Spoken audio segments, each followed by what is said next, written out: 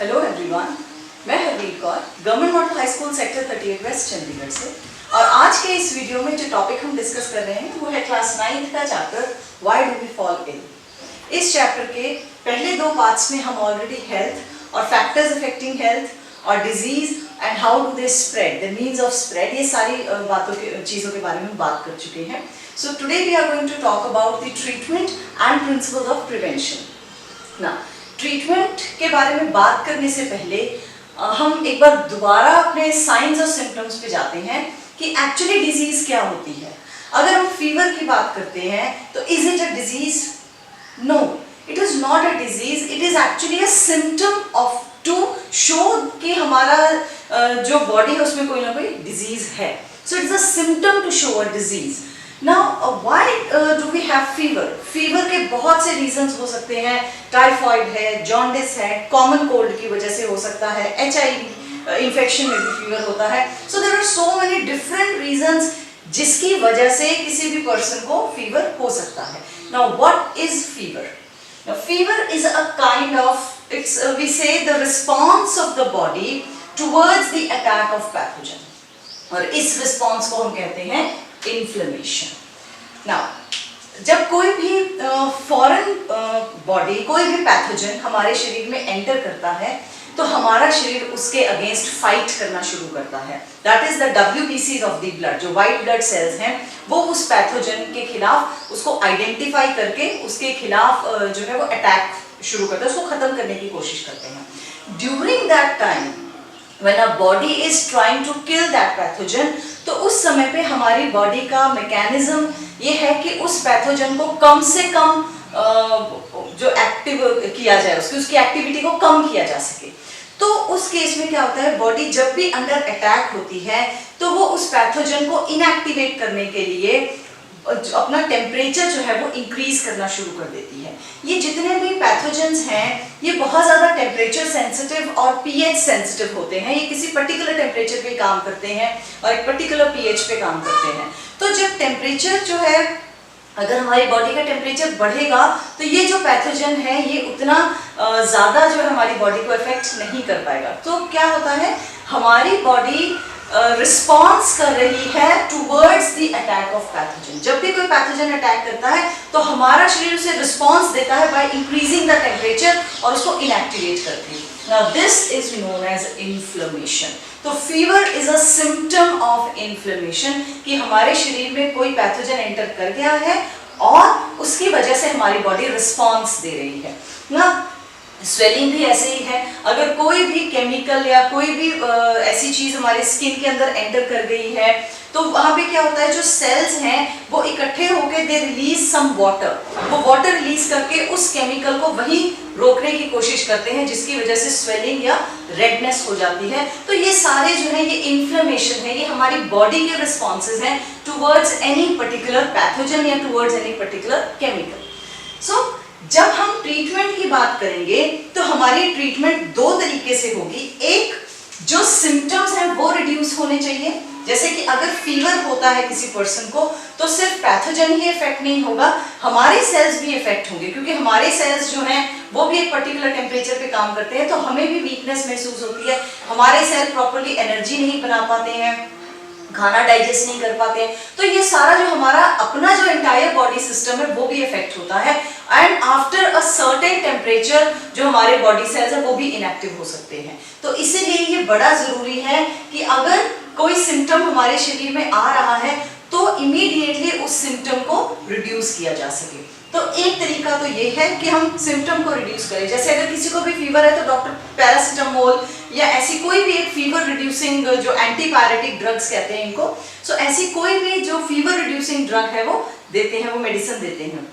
इसी तरह अगर किसी को पेन है, कहीं पे चोट लग गई है या किसी को हड्डियों में पेन है या किसी भी तरह की कोई पेन है तो डॉक्टर पेन किलर्स देते हैं ना। पेन किलर जो है वो हमारी प्रॉब्लम का सोल्यूशन नहीं है, वो जो चोट लगी है वो उस चोट को ठीक नहीं कर रहा, बट वो जो पेन किलर है, एक्चुअली हम पेन कैसे महसूस करते हैं, जो न्यूरॉन्स हैं, जिस जगह पे भी हमें दर्द है वहां से जो नर्वस सिस्टम है, जो न्यूरॉन्स है, वो उस मैसेज को ब्रेन तक लेके जाते हैं कि there is something wrong in these cells. और ब्रेन उस चीज को प्रोसेस करता है as pain. So painkillers क्या करते हैं, वो उन न्यूरॉन्स को और ब्रेन के उस पोर्शन को जो कि पेन को प्रोसेस कर रहा है, उस हिस्से को वो स्लो डाउन कर देते हैं, उसको एक तरह से बंद कर देते हैं, तो ब्रेन को पेन महसूस नहीं होता। एक्चुअली न्यूरॉन्स जो है वो पेन की जो मैसेज है वो नहीं ले जा पा रहे हैं।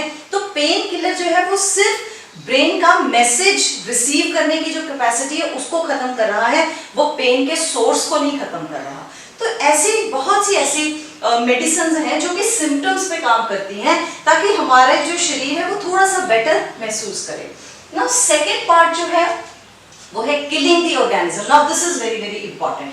अकेले अगर हम सिम्टम्स पे काम करेंगे तो हमारी बीमारी ठीक नहीं होगी। सिम्टम्स को रिड्यूस करने के साथ साथ ये बड़ा जरूरी है दैट द ऑर्गेनिज्म जिसने अटैक किया है, जो पैथोजन आया है हमारे शरीर में, उसकी किलिंग होनी चाहिए।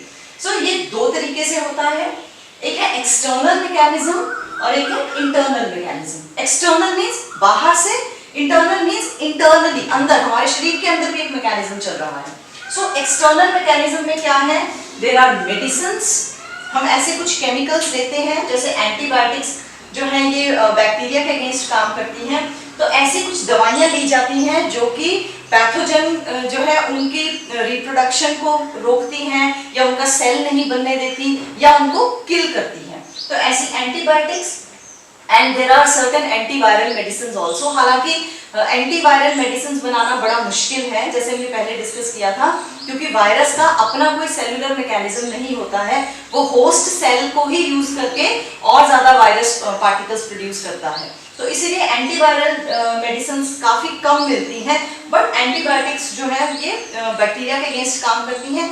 और ये जो एंटीबायोटिक्स हैं ये सिर्फ बैक्टीरियल सेल पे इफेक्टिव होती है। ये कुछ ऐसा केमिकल होता है जो हमारे सेल का जो सेलुलर मैकेनिज्म है उसको कोई असर नहीं करता, क्योंकि हमारे भी नए सेल्स बनते रहते हैं। जब डिजीज आती है तो हमारा शरीर भी रिपेयर होता है, बट ये जो एंटीबायोटिक्स हैं ये हमारे शरीर के सेल्स को कोई एडवर्स इफेक्ट नहीं होता, और ये जो बैक्टीरिया है सिर्फ उसके जो सेल्स हैं उन पे अटैक करती हैं और उसकी प्रोडक्शन को रोक देती हैं या बैक्टीरिया को खत्म कर देती हैं।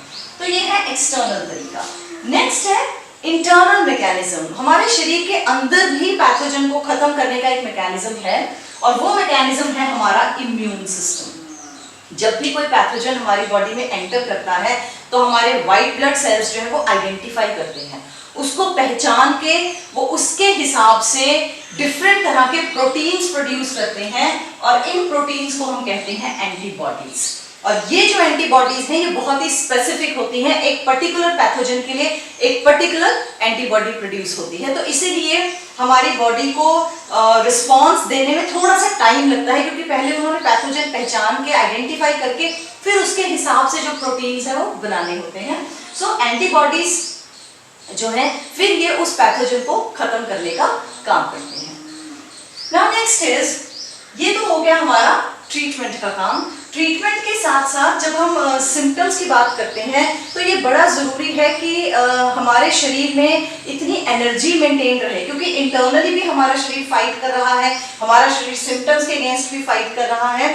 तो उस एनर्जी के लिए ज़रूरी होता है कि that we should take proper diet and proper rest. तो उस समय पे न्यूट्रिशियस फूड और जो ब्लैंड कहते हैं हम, बहुत सादा खाना जो है वो दिया जाता है, ताकि वो इजीली डाइजेस्ट हो सके, आसानी से डाइजेस्ट होके उससे हमें मैक्सिमम न्यूट्रिएंट्स मिल सके और हमारा शरीर जो अपना रिपेयर का काम कंटिन्यू कर सके। एंड रेस्टिंग बहुत इंपॉर्टेंट है, क्योंकि जब हम रेस्ट में होते हैं तो हमारी एनर्जी किसी और काम में वेस्ट नहीं हो रही है, और हमारे शरीर की सारी एनर्जी जो है वो फाइटिंग द पैथोजन, जो डिजीज कॉजिंग ऑर्गेनिज्म है, सिर्फ उसके साथ लड़ने में हमारी सारी जो एनर्जी है वो यूज हो रही है। सो ये है principle of treatment. But let me point out one thing, हम हमेशा ये बात सुनते हैं prevention is better than cure. बीमार होके इलाज कराने से ज्यादा बेहतर है कि हम बीमार ही ना पड़े, तो वो ज्यादा अच्छा है। क्यों? अब ये जो प्रिवेंशन है इससे हमें क्या फायदे हैं, और डिजीज से एक्चुअली काफी कुछ डैमेज होता है। तो चलिए हम उन पॉइंट्स को डिस्कस करते हैं एक करके। डिजीज का हमारे शरीर पे क्या इफेक्ट होता है? If somebody suffers from a disease, body function may get damaged and never recover। कुछ ऐसी डिजीजेस हैं जिनमें कि जो बॉडी फंक्शंस हैं वो इतने ज़्यादा डैमेज हो जाते हैं कि वो हो सकता है दोबारा कभी रिकवर ही ना कर पाए। जैसे कि अगर किडनी इन्फ्लेमेशन है या जॉन्डिस है तो उसमें कई बार लिवर का जो पार्ट है वो काफ़ी ज़्यादा डैमेज हो जाता है और लिवर रिप्लेसमेंट तक की जो नौबत है वो आ जाती है। सो डिजीज जो है वो हमारे फंक्शंस को हैम्पर करती है। इसी तरह से चिकनगुनिया जो है उसमें जो जॉइंट पेन्स बहुत ज़्यादा होते हैं और कई बार अगर वो सीवियर अगर डिजीज है उस पर्सन में वो बहुत ज़्यादा विरुलेंस के साथ उस पैथोजन ने अटैक किया है तो अगर पर्सन रिकवर भी कर ले उसके बाद भी उनके जो जॉइंट पेन्स है वो रीअकर हो सकते हैं इन द फ्यूचर। तो इस तरह की जो प्रॉब्लम्स हैं ये होती हैं अगर कोई पर्सन डिजीज से सफर करता है। सेकेंड, ट्रीटमेंट जो है it will take some time. जैसे हम क्रॉनिक डिजीजेस के बारे में बात करते हैं तो अगर कोई क्रॉनिक डिजीज है तो उसके इलाज में काफ़ी समय लगेगा, उतनी देर तक पर्सन हो सकता है उसे बेड रेस्ट पे जाना पड़े, तब तक वो अपना कोई नॉर्मल जो रूटीन का काम है वो भी नहीं कर पाएगा। देन ट्रीटमेंट जो है ये कॉस्टली पड़ती है तो it may cost the patient. तो ये सारी जो चीज़ें हैं ये अल्टीमेटली जो पेशेंट है उसके इकोनॉमिक जो कंडीशन है उस पर भी बहुत ज़्यादा असर डालती हैं। देन थर्ड इज, जिस पर्सन को बीमारी हुई है अब उसके अंदर वो पैथोजन है और ये पैथोजन अलग अलग तरीके से बाकी जो आसपास जो उसके लोग हैं उनमें स्प्रेड हो सकता है। सो जो डिजीज्ड पर्सन है, जो बीमार व्यक्ति है, he or she may spread the infection to other people in the community। तो ये जो है that person becomes the source of infection। तो ये सारी reasons हैं जिसकी वजह से हम डिजीज को ट्रीट करने की बजाय उसके प्रिवेंशन पे ज्यादा बात करना पसंद करते हैं। So we should always try to avoid a disease, we should prevent a disease. तो चलिए अब हम डिस्कस करते हैं जो प्रिंसिपल्स ऑफ प्रिवेंशन। बीमारी को रोकने के दो तरीके हैं। एक तो जनरल हम जो कुछ ऐसी हैबिट्स हैं जिनसे हम बीमारी जो है या इन्फेक्शन है उसको रोक सकते हैं। तो सबसे पहले हम जनरल मेथड्स के बारे में बात करेंगे। जनरल मेथड्स में एक तो है कि अगर हम पैथोजन से एक्सपोज ही ना हो, अगर पैथोजन हो ही ना हमारे आसपास और हम इस तरह की हैबिट्स कुछ फॉलो करें ताकि वो पैथोजन जो है वो हमारे शरीर तक ना पहुंच पाए तो वो सबसे बढ़िया होगा। सो फर्स्ट जो जनरल मेथड ऑफ प्रिवेंशन जो है that is preventing the exposure to pathogens. हमने पैथोजन से जो अपना एक्सपोजर है उसको रोकना है या उसको कम करना है ना। ये कैसे हो सकता है? एक तो है अपना पर्सनल हाइजीन। ये हम सभी को पता है कि खाना खाने से पहले देन वॉशरूम जाने के बाद हमें हैंड वॉश करने चाहिए, खाना साफ सुथरे बर्तनों में लेना चाहिए, अपने घर की साफ सफाई रखनी चाहिए, डस्टबिन यूज करने चाहिए, देन सराउंडिंग्स अपनी क्लीन रखनी चाहिए। ये सारे जो है जनरल जो मेथड्स हैं ये क्यों हम कहते हैं साफ सफाई क्यों होनी चाहिए? क्योंकि जितनी साफ सफाई होगी उतना ही जो पैथोजेंस हैं वो ग्रो नहीं कर पाएंगे किसी भी सरफेस के ऊपर। जितना हम हैंड वॉश करेंगे, अगर हम काम करते हैं और पैथोजेंस हमारे हाथों में आ भी गए हैं तो जब हम हैंड वॉश करते हैं तो वो पैथोजेंस जो है वो वॉश अवे हो जाते हैं, वो मर जाते हैं। तो ये जो सारे जो फैक्टर्स हैं, जो पर्सनल हाइजीन के जो फैक्टर्स हैं, इससे जो पैथोजन है वो हमारे शरीर के अंदर नहीं पहुंच पाता। इसके अलावा जब भी स्नीज और कॉफ करना है तो उस टाइम पे हमेशा यूज अ हैंकरचीफ। तो ये इससे क्या होता है जो ड्रॉपलेट इन्फेक्शन से जो पैथोजेंस हैं वो स्प्रेड नहीं होंगे। तो ये सारे जो है जो हम जनरल कांटेक्ट हैंड शेक करते हैं या किसी को हमें कैजुअल अपने फ्रेंड से जब मिलते हैं या रिलेटिव से मिलते हैं कैजुअल हग देते हैं तो ये जो सारी चीज़ें हैं इन चीज़ों को थोड़ा सा डिजीज्ड पर्सन अगर कोई है तो उसके साथ हम अवॉइड करें जो कैजुअल फिजिकल कॉन्टैक्ट्स हैं। तो ये सारी जो प्रिवेंशंस हैं इससे हम जो पैथोजन का एक्सपोजर जो है हमारी बॉडी का टुवर्ड्स पैथोजन उसको कम कर सकते हैं। तो बीमारी वाले जो पैथोजेंस हैं उनसे दूर हम रह सकते हैं। Next is the role of vectors. ये जब हमने मीन्स ऑफ स्प्रेड डिस्कस किया था तो वहां पे जो वेक्टर्स वाला पॉइंट है वो हमने वहां डिस्कस नहीं किया था। So that we are going to discuss here. Vectors क्या होते हैं? वेक्टर्स आर दोज एनिमल्स और इंसेक्ट्स वी से जो कि डिजीज कॉजिंग पैथोजन को कैरी करते हैं, वो उसको उठा के एक जगह से दूसरी जगह लेके जाते हैं। So what are the common vectors? Flies, मक्खियां जो हैं ये सबसे ज्यादा जो डिजीज कॉजिंग पैथोजन है उन्हें एक जगह से दूसरी जगह लेके जाती है, क्योंकि गंदगी पे बैठते हैं तो गंदगी पे उनके जो बॉडी पार्ट्स हैं उस पे जो पैथोजन है वो अटैच हो जाते हैं, फिर उसके बाद वो किसी सरफेस पे जाके बैठेगी तो वो पैथोजन वहां तक ट्रांसफर हो जाता है। इसके अलावा मस्किटोज जो है, ओके, मलेरिया कैसे होता है? मेनी ऑफ द स्टूडेंट्स ने आंसर मच्छरों की वजह से। मस्किटोज जो है they are only the vector for carrying the malarial parasite. तो मस्किटोज की वजह से मलेरिया नहीं होता है। मलेरिया जो है वो होता है प्लाज्मोडियम विवैक्स, एक प्रोटोजोआ है, उसकी वजह से होता है, पर मस्किटो जो है वो उसका कैरियर है। और इस जो प्लाज्मोडियम है इसके लाइफ साइकिल में मस्किटो का बड़ा इंपॉर्टेंट रोल है। एक्चुअली जो प्लाज्मोडियम है उसका आधा जो लाइफ साइकिल है वो मच्छर के बॉडी में होता है और आधा लाइफ साइकिल जो है वो ह्यूमन की बॉडी में। तो अगर हम मस्किटोज को हटा दें तो उसका लाइफ साइकिल पूरा नहीं हो पाएगा, तो जो पैथोजन है वो अपने आप खत्म हो जाएगा। तो ऐसे जो वेक्टर्स होते हैं, और नॉर्मली जो पैथोजन है वो वेक्टर्स को इन्फेक्ट नहीं करते हैं, वेक्टर्स पे उनका कोई ज्यादा असर नहीं होता है, उनको बीमार नहीं करते, बट जिस ऑर्गेनिज्म तक, जिस होस्ट ऑर्गेनिज्म तक वो उस पैथोजन को लेके जाते हैं, जैसे मच्छर जो है वो प्लाज्मोडियम को ह्यूमन तक लेके आते हैं, तो ह्यूमन पे उसका बहुत ज्यादा असर है।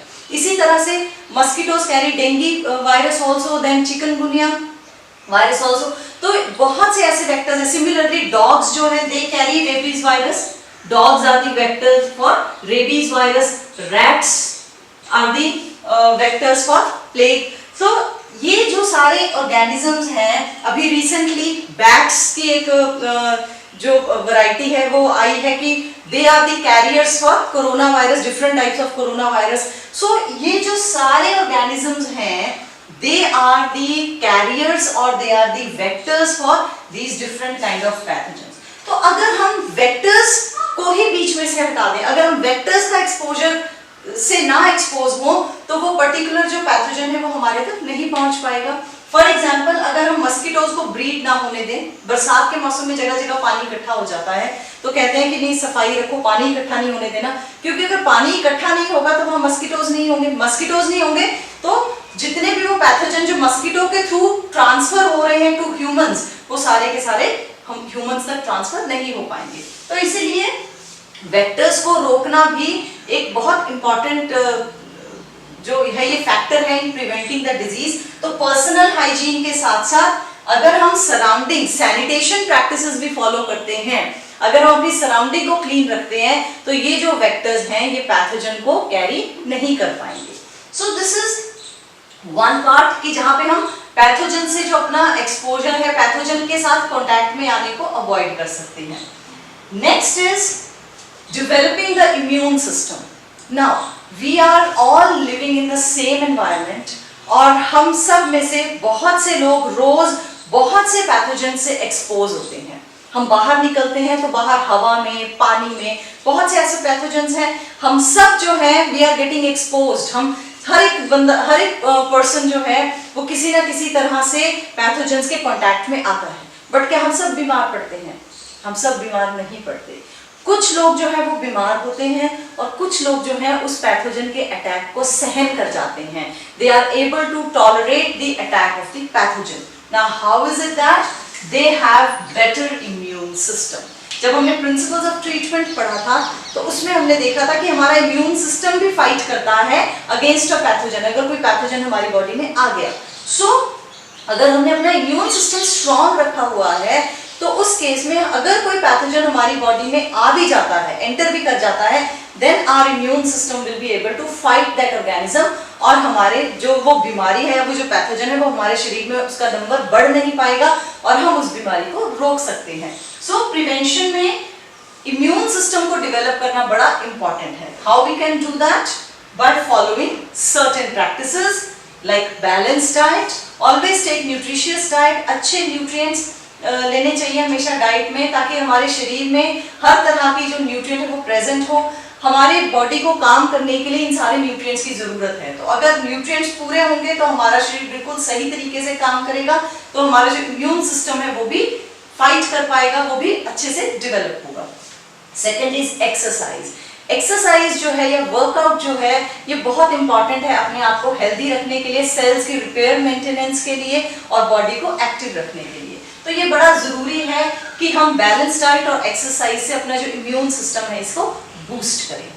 ना these are the methods of general prevention. इससे हम तकरीबन बहुत सारी एक रेंज जो है बीमारियों की उनसे बच सकते हैं। जनरली हर बीमारी से बचने के लिए हमें इन सारे मेथड्स को यूज करना चाहिए, इन सारे तरीकों को अपनाना चाहिए, ठीक है। Next is specific. Now there are certain diseases जो डिस्पाइट फॉलोइंग ऑल दिस, वो कुछ ऐसी डिजीजेस हैं जो फिर भी अटैक करती हैं, और जब वो अटैक करती हैं तो उनका अटैक इतना सीवियर होता है कि वो एक लार्ज पॉपुलेशन जो है उसको इफेक्ट कर सकती हैं। तो हम सिर्फ जो जनरल मेथड्स ऑफ प्रिवेंशन है इस पे इसके हेल्प से ही सिर्फ प्रिवेंट नहीं कर सकते बीमारियों को, हमें कुछ और हमें स्पेसिफिकली कुछ ऐसी बीमारियों को टारगेट करना पड़ता है जो पैथोजन बहुत ज्यादा स्ट्रॉन्ग है और जो सिर्फ इन मेथड से कंट्रोल नहीं हो सकते ना।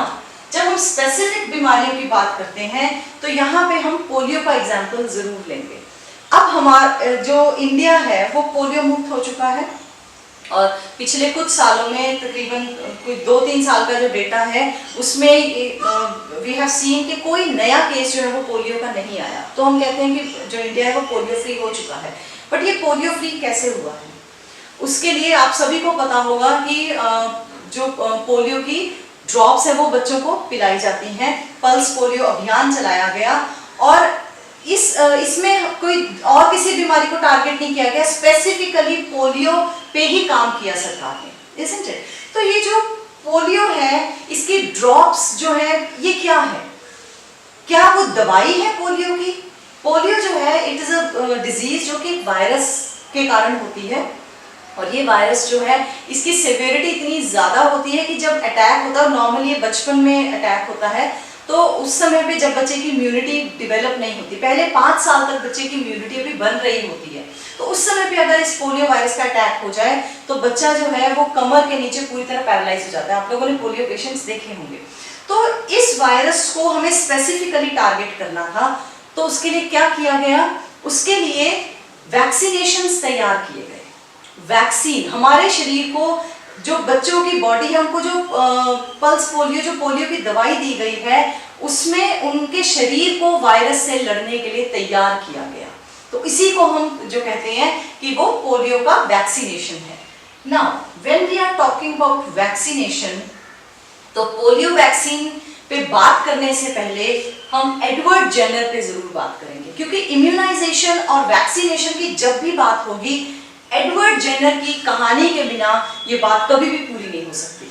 Now Edward Jenner was an English doctor जिन्होंने स्मॉल पॉक्स के लिए वैक्सीन तैयार किया था and he was the first person जिन्होंने बताया था वैक्सीनेशन का प्रिंसिपल क्या होता है। वैक्सीनेशन हम क्यों पोलियो की दवाई पहले ही बच्चों को देना शुरू कर देते हैं, अभी तो उनकी शरीर में कोई ऐसा पोलियो वायरस नहीं आया, तो क्या ऐसे हम दवाई देकर पहले ही बीमारी को आने से पहले ही रोक सकते हैं? तो ये वैक्सीनेशन का प्रिंसिपल है क्या, तो चलिए उस चीज के बारे में हम बात करते हैं।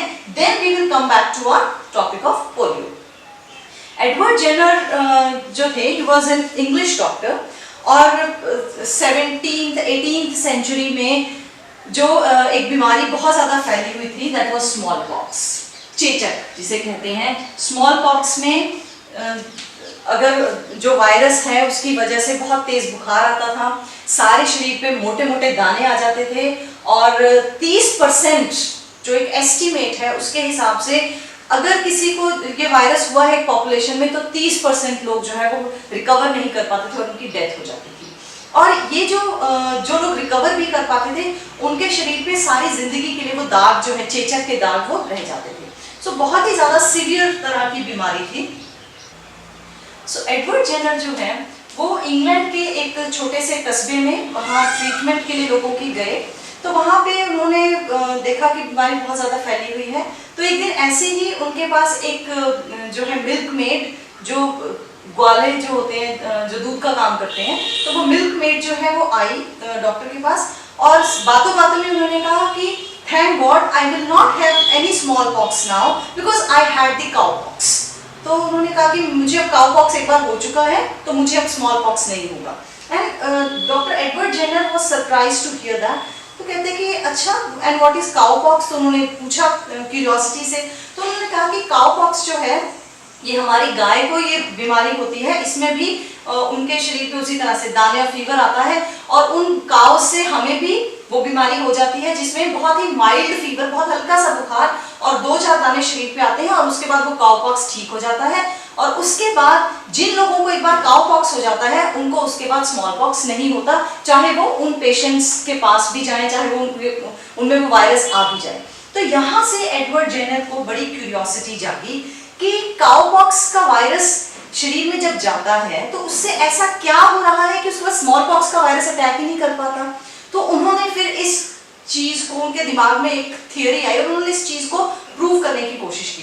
तो उन्होंने अपने गार्डनर का जो बेटा था 10 साल का, जॉन फिप नाम था उसका, सो उन्होंने उसको मनाया और उसको कहा कि आपको मैं इस स्मॉल पॉक्स की स्टडी के लिए आपको यूज करना चाहता हूँ. ठीक है, तो उन्होंने क्या किया, पहले उस बच्चे को जो काउपॉक्स के दाने होते हैं उसकी पस उस बच्चे की स्किन में हल्का सा एक चीरा देके वो पस डाली. उसके बाद उस बच्चे को काउपॉक्स हुआ, हल्का सा बुखार होकर वो ठीक हो गया और उसके बाद उन्होंने उसमें जो स्मॉल पॉक्स के दाने होते हैं उसकी जो पस है वो हल्का सा चीरा डाल के वो वाली पस डाली. ऑन टू हिज सरप्राइज वो बच्चा स्मॉल पॉक्स से इफेक्ट नहीं हुआ. उसके बाद उन्होंने यही चीज कई और लोगों के साथ ट्राई की कि उन्हें काउपॉक्स के जो दानों का पस है उनकी शरीर में डाल के उनको सबको काउपॉक्स से इन्फेक्ट किया और उसके बाद उनको जब स्मॉल पॉक्स से इन्फेक्ट किया गया तो उनमें स्मॉल पॉक्स का कोई असर नहीं था. तो यहाँ से उन्हें एक आइडिया आया, उन्हें ये महसूस हुआ कि ये जो वायरस है ये कुछ जिस तरीके से अटैक करता है तो हमारा शरीर उसको किसी तरीके से प्रिवेंट कर लेता है. तो अब ये जो काउपॉक्स और ये जो स्मॉल पॉक्स का वायरस है ये बहुत ज्यादा रिलेटेड है. अब इसमें एक्चुअली हमारी बॉडी रिएक्ट कैसे करती है वो डिस्कस करते हैं. हमारा शरीर जो है उसमें WBCs जो हैं वो प्रोड्यूस करते हैं एंटीबॉडीज. ठीक है जी. तो जब कोई पैथोजन, या हम इसमें स्मॉल पॉक्स का एग्जांपल ले लेते हैं कि जब स्मॉल पॉक्स का वायरस किसी के शरीर में एंटर करता है, अब ये बहुत ही स्ट्रॉन्ग वायरस है और जब तक हमारा शरीर उसको पहचान के एंटीबॉडीज प्रोड्यूस कर सके तब तक स्मॉल पॉक्स का नंबर इतना ज्यादा बढ़ जाता है कि उसका अटैक सीवियर हो जाता है और वो पर्सन जो है वो रिकवर नहीं कर पाता काफी केसेस में, और अगर रिकवर कर भी लेता है तो उसके जो असर है वो बहुत ज्यादा बुरा रहता है. पर अगर काउपॉक्स का वायरस एंटर करता है ना, काउपॉक्स का जो वायरस है वो बहुत वीक है बट वो स्मॉल पॉक्स के वायरस जैसा ही है. तो जब काउपॉक्स का वायरस एंटर करता है तो हमारा शरीर WBC उसे पहचान लेते हैं और उसके अगेंस्ट एंटीबॉडीज प्रोड्यूस करनी शुरू कर देते हैं. तो अब शरीर ने उस वायरस को पहचान लिया और उसके खिलाफ एंटीबॉडीज तैयार कर ली हैं. ठीक है जी. और अब वो एंटीबॉडीज जो है वो हमारे शरीर में रहेंगी. अब काउपॉक्स के बाद अगर स्मॉल पॉक्स का वायरस हमारे शरीर में एंटर करता है तो हमारा शरीर पहले ही तैयार है विद एंटीबॉडीज, उसके पास अपना जो हथियार है वो रेडी है. तो जैसे ही स्मॉल पॉक्स का वायरस एंटर करता है वो एंटीबॉडीज उसे फटाफट अटैक करती हैं. They are ready in number और उन्होंने उस वायरस को पहचान लिया है तो वो उस पर अटैक करके उस वायरस को वहीं खत्म कर देती हैं. तो जिसकी वजह से जो स्मॉल पॉक्स का वायरस है उसका हमारे शरीर पे इफेक्ट नहीं होता. Now this principle is known as vaccination. Vaccination का मतलब है कि हम अपने शरीर को एक माइल्ड, एक हल्के फॉर्म ऑफ वायरस से पहले ही एक्सपोज कर देते हैं जिसकी वजह से हमारा शरीर उसे पहचान के एंटीबॉडीज रेडी रखता है और अगर उस तरह का कोई डेंजरस वायरस एंटर करे हमारी बॉडी में तो हमारा शरीर पहले ही प्रिपेयर्ड है और उसको खत्म कर सकते हैं. तो पोलियो की जो दवाई बनाई गई थी वो यही थी कि पोलियो के वायरस को बहुत ही हल्के फॉर्म में, माइल्ड फॉर्म में बच्चों के शरीर में डाला जाता है ताकि ये जो बच्चे हैं ये उस वायरस को पहचान के एंटीबॉडीज प्रोड्यूस करते रहें. और ये 5 साल तक किया जाता है क्योंकि 5 साल तक बच्चे की इम्यूनिटी डेवलप हो रही होती है और उसके बाद उनके शरीर में पोलियो के खिलाफ एंटीबॉडीज तैयार हो गई हैं. अब उसके बाद अगर कभी भी वो पोलियो का वायरस उन बच्चों की बॉडी में एंटर करता है तो वो उसे पहचान के उसे खत्म कर देते हैं. अब ये जो वर्ड है vaccination, it is derived from the word वैका, और वैका का मतलब लैटिन में होता है cow. So this is all about the story of vaccination. और वैक्सीनेशन एडवर्ड जेनर से पहले इंडिया में या चाइना में इस मेथड को अलग तरीके से फॉलो किया जाता था। चाइनीज मेडिसिन में भी इस चीज के प्रूफ मिलते हैं कि लोगों को जब स्मॉल पॉक्स फैला तो उस समय पे कोई मंक थे, वो लोगों के जो दाने होते हैं उसमें से पस निकाल के जो सूखा छिलका होता है दानों का, इसको नाक के थ्रू एक पाइप से ब्लो करते थे लोगों की बॉडी में, जिससे कि उनके शरीर में वो इम्यूनिटी डेवलप हो सके। तो इस तरह के जो मेथड्स हैं, यहाँ पे हम एक पर्टिकुलर बीमारी के लिए स्पेसिफिकली एक बीमारी के लिए इम्यूनिटी डेवलप कर रहे हैं, तो इसे हम कहते हैं स्पेसिफिक मेथड ऑफ प्रिवेंशन।